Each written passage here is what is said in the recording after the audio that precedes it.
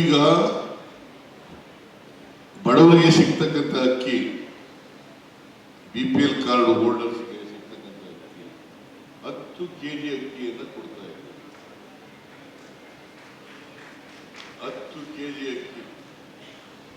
ಇದರಿಂದ ಪ್ರತಿಯೊಬ್ಬರು ಕೂಡ ಹೊಟ್ಟೆ ತುಂಬ 2 ಹೊತ್ತು ಊಟ ಮಾಡಲೇಬೇಕು. ಯಾರು ಹಸಿದು ಮಲಗಬಾರದು. ಹಸಿವು ಮುಕ್ತ ರಾಜ್ಯ ಆಗಬೇಕು ಅಂತೇಳಿ ಪ್ರಯತ್ನವನ್ನು ಮಾಡ್ತಾ ಇದ್ದಾರೆ.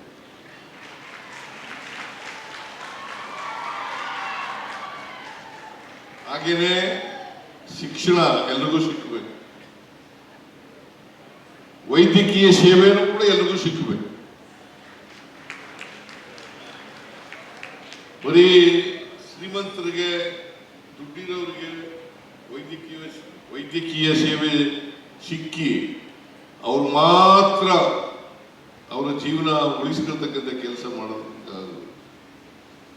ಎಲ್ಲರಿಗೂ ಕೂಡ ವೈದ್ಯಕೀಯ ಶಿಕ್ಷಣ, ಆಮೇಲೆ ವೈದ್ಯಕೀಯ ಸೇವೆ ಸಿಕ್ಕಬೇಕು.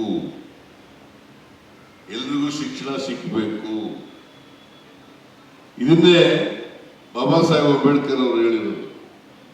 ನಿಮಗೆ ಜಾತಿ ಹೋಗ್ಬೇಕಾದ್ರೆ, ವರ್ಗ ಹೋಗ್ಬೇಕಾದ್ರೆ, ಸಮಾನತೆ ಬರಬೇಕಾದ್ರೆ ಜಾತಿ ವ್ಯವಸ್ಥೆ ಹೋಗ್ಬೇಕು. ಜಾತಿ ವ್ಯವಸ್ಥೆ ಹೋಗ್ಬೇಕಾದ್ರೆ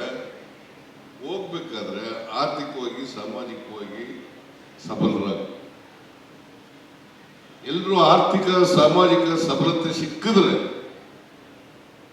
ಜಾತಿ ಹೋಗ್ಲಿಕ್ಕೆ ಸಾಧ್ಯ. ಎಲ್ರಿಗೂ ಶಿಕ್ಷಣ ಸಿಕ್ಬೇಕು, ಎಲ್ರಿಗೂ ಆರ್ಥಿಕವಾಗಿ ಸಬಲತೆ ಬರಬೇಕು.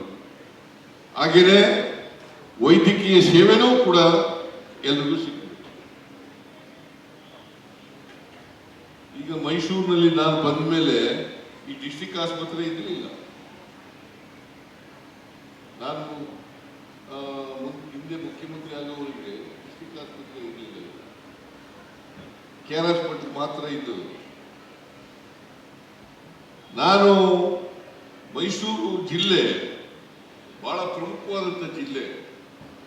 ಈ ಬೆಂಗಳೂರು ಬಿಟ್ಟರೆ ಹೆಚ್ಚು ಜನಸಂದಣಿ ಇರ್ತಕ್ಕಂಥ ಜಿಲ್ಲೆ ಮೈಸೂರು ಜಿಲ್ಲೆ. ಹೆಚ್ಚು ಜನ ಬಯಸ್ತಕ್ಕಂಥದ್ದು ಮೈಸೂರು ಜಿಲ್ಲೆ. ಈ ಜಿಲ್ಲೆಯಲ್ಲಿ ಎಲ್ಲ ಮೆಡಿಕಲ್ ಫೆಸಿಲಿಟೀಸ್ ಇರಬೇಕು ಅಂತೇಳಿ ತೀರ್ಮಾನ ಮಾಡಿ ಮೈಸೂರು ನಗರದಲ್ಲಿ ಅನೇಕ ಮೆಡಿಕಲ್ ಫೆಸಿಲಿಟೀಸ್ ಅನ್ನು ಕೊಡ್ತಕ್ಕಂಥ ಪ್ರಯತ್ನ. ಇಲ್ಲಿ ಜಯದೇವ ಹಾಸ್ಪಿಟಲ್ ಇರಲಿಲ್ಲ.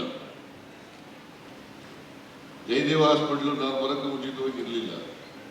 ನಾನು ಜಯದೇವ ಇಲ್ಲಿ ಒಂದು ಬ್ರಾಂಚ್ ಅನ್ನು ಮಾಡಲಿಕ್ಕೆ ಪ್ರಯತ್ನ ಮಾಡಿದೆ. ಹುಬ್ಬಳ್ಳಿನಲ್ಲಿ ಮಾಡಲಿಕ್ಕೆ ಪ್ರಯತ್ನ ಮಾಡಿದೆ, ಗುಲ್ಬರ್ಗಾದಲ್ಲಿ ಮಾಡಲಿಕ್ಕೆ ಪ್ರಯತ್ನ ಮಾಡಿದೆ. ಉದ್ದೇಶ ಏನು ಅಂತಂದ್ರೆ ಬರೀ ಬೆಂಗಳೂರಿನಲ್ಲೇ ಎಲ್ಲ ಕೇಂದ್ರೀಕೃತ ಆಗಬಾರ್ದು. 7 ಕೋಟಿ ಜನರಿಗೂ ನಾವು ಆರೋಗ್ಯ ಸೇವೆಯನ್ನು ಕೊಡಬೇಕಾದ್ರೆ ದೂರ ಇರಬೇಕು. ಅವು ಆಯಾ ಜಿಲ್ಲೆಗಳಲ್ಲಿ ಮಾಡಬೇಕಾಗ್ತದೆ.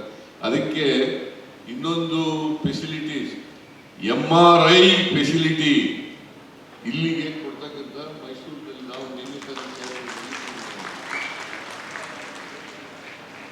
MRI ಫೆಸಿಲಿಟಿ ಇರಲಿಲ್ಲ. ಇಲ್ಲಿ ಗೊತ್ತಾಯ್ತೇನಮ್ಮ, ನೀನು ನಿದ್ದೆ ಮಾಡ್ತಾ ಇದೀಯಾ?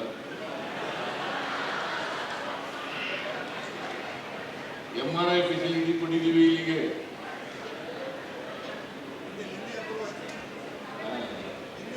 ನಿನ್ನೆ ತಾನೇ ಅಪ್ರೂವ್ ಮಾಡಬೇಕು. ಈಗ MRIಗೆ ಹುಡುಕಿಕೊಂಡು ಹೋಗ್ಬೇಕಾಗಿಲ್ಲ, ಬೆಂಗಳೂರಿಗೆ ಇಲ್ಲೇ ಸಿಗುತ್ತೆ.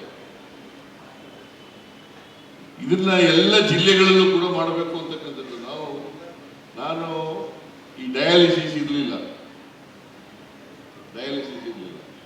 ಮೊದಲು ಎಲ್ಲ ತಾಲೂಕು ಕೇಂದ್ರಗಳಲ್ಲೂ ಕೂಡ ಡಯಾಲಿಸಿಸ್ ಸಿಗಬೇಕು ಅಂತ ಮಾಡಿದೆ.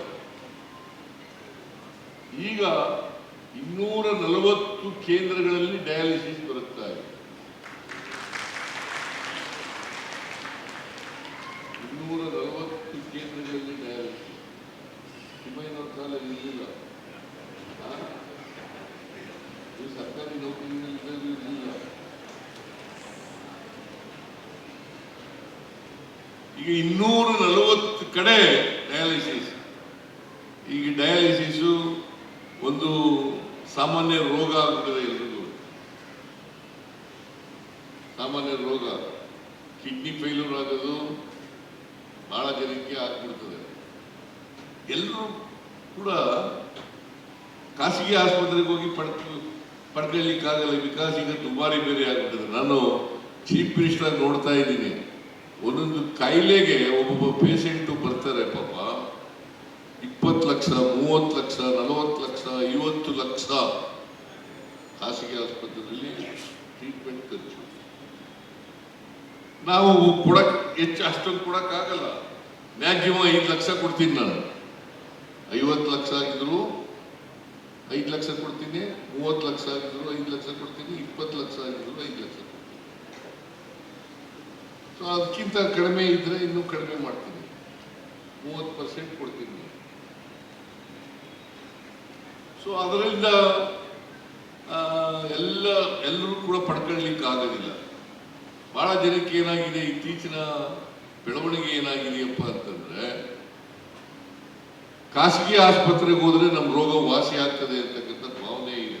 ನೀವೆಲ್ಲ ಸರ್ಕಾರಿ ಆಸ್ಪತ್ರೆಗೆ ಕೆಲಸ ಮಾಡೋದು, ನನ್ನ ಪ್ರಕಾರ ಹೆಚ್ಚು ಅನುಭವ ಇರ್ತಕ್ಕಂಥ, ಹೆಚ್ಚು ಪರಿಣಿತಿ ಇರ್ತಕ್ಕಂಥ ಡಾಕ್ಟರ್ಗಳಿರೋದೇ ಸರ್ಕಾರಿ ಆಸ್ಪತ್ರೆಗಳು.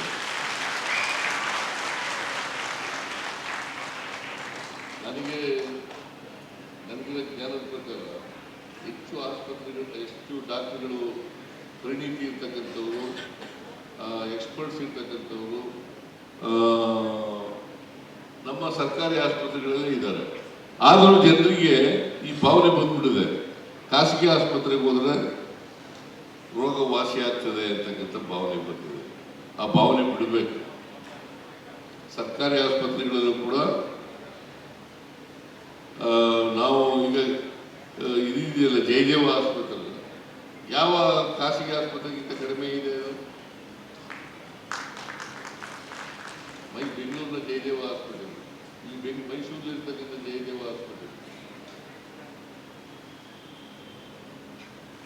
ಅದಕ್ಕೆ ನಮ್ಮ ಎಲ್ಲ ಆಸ್ಪತ್ರೆಗಳಲ್ಲಿ ನಾನು ಏನು ಸೂಚನೆ ಕೊಡೋದೇನಪ್ಪ ಅಂತಂದ್ರೆ, ಎಲ್ಲ ವೈದ್ಯರುಗಳಿಗೆ ಮತ್ತೆ ಡೈರೆಕ್ಟರ್ಗಳಾಗಿರೋರಿಗೆ, ಆಸ್ಪತ್ರೆ ಜವಾಬ್ದಾರಿ ಹೊತ್ತುಕೊಂಡಿರ್ತಕ್ಕಂಥವ್ರಿಗೆ ಕ್ಲೀನ್ಲಿನೆಸ್ ಅನ್ನ ಮೇಂಟೈನ್ ಮಾಡಿ. ಕ್ಲೀನ್ಲಿನೆಸ್ ಮೇಂಟೈನ್ ಮಾಡಬೇಕಂತಕ್ಕಂಥದ್ದು ಅತ್ಯಂತ ಅವಶ್ಯ. ಅದಿದ್ರೆ ಈ ರೋಗ ಒಬ್ಬರಿಂದ ಒಬ್ಬರಿಗೆ ಹರಡ್ತಕ್ಕಂಥದ್ದು ಕಡಿಮೆ ಆಗುತ್ತೆ. ಅದಕ್ಕೆ ಒತ್ತು ಕೊಡ್ತಕ್ಕಂಥ ಕೆಲಸವನ್ನು ಮಾಡಬೇಕು. ಇವ್ರೇನ್ ಮಾಡ್ತಾರೆ, ಸರ್ಕಾರಿ ನೌಕರರು ಅಥವಾ ಖಾಸಗಿಯವ್ರಿಗೆ ಕೊಟ್ಬಿಟ್ಟಿರ್ತಾರೆ. ಯಾರು ಸೂಪರ್ಡೆಂಟ್ ಇರ್ತಾರೆ, ಅವರು ಡೀನ್ಗಳಿರ್ತಾರೆ, ಅವರು ಜವಾಬ್ದಾರಿ ಹೊತ್ಕೊಂಡು ಕೆಲಸ ಮಾಡಬೇಕು. ಆ ಜವಾಬ್ದಾರಿ ಹೊತ್ಕೊಂಡು ಕೆಲಸ ಮಾಡಿದ್ರೆ ಯಾರೇ ಆಗಲಿ, ಇನ್ಸ್ಟಿಟ್ಯೂಷನ್ ಹೆಡ್ ಒಳ್ಳೆಯವರಿದ್ರೆ ಅಲ್ಲಿ ಒಳ್ಳೆ ಕೆಲಸ ಆಗಲಿಕ್ಕೆ ಸಾಧ್ಯ. ನಾವು ಬಹಳ ಖರ್ಚು ಮಾಡ್ತೀವಿ ದುಡ್ಡು. ಸರ್ಕಾರ ಹೆಲ್ತ್ಗೆ ಬಹಳ ದುಡ್ಡು ಖರ್ಚು ಮಾಡ್ತದೆ, ಎಜುಕೇಶನ್ಗೆ ಬಹಳ ದುಡ್ಡು ಖರ್ಚು ಮಾಡ್ತದೆ,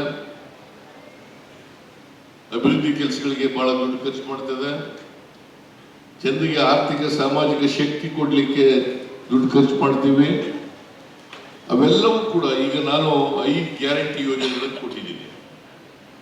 ಅವು ನೇರವಾಗಿ ಫಲಾನುಭವಿಗಳಿಗೆ ತಲುಪುತ್ತಿದ್ದು, ಮಧ್ಯವರ್ತಿಗಳೇ ಇಲ್ಲ. ಶಕ್ತಿ ಯೋಜನೆ ಇರ್ಬೋದು, ಗೃಹ ಜ್ಯೋತಿ ಇರ್ಬೋದು, ಗೃಹಲಕ್ಷ್ಮಿ ಇರ್ಬೋದು, ಅನ್ನಭಾಗ್ಯ ಕಾರ್ಯಕ್ರಮ ಇರ್ಬೋದು, ಯುವ ನಿಧಿ ಕಾರ್ಯಕ್ರಮ ಇರ್ಬೋದು. ಎಲ್ಲ ಕಾರ್ಯಕ್ರಮಗಳು ಕೂಡ ಯಾವುದೇ ಜಾತಿ ಇಲ್ಲ, ಯಾವುದೇ ಧರ್ಮ ಇಲ್ಲ, ಅಷ್ಟೇ ಯಾಕೆ ಯಾವುದೇ ಪಕ್ಷ ಇಲ್ಲ.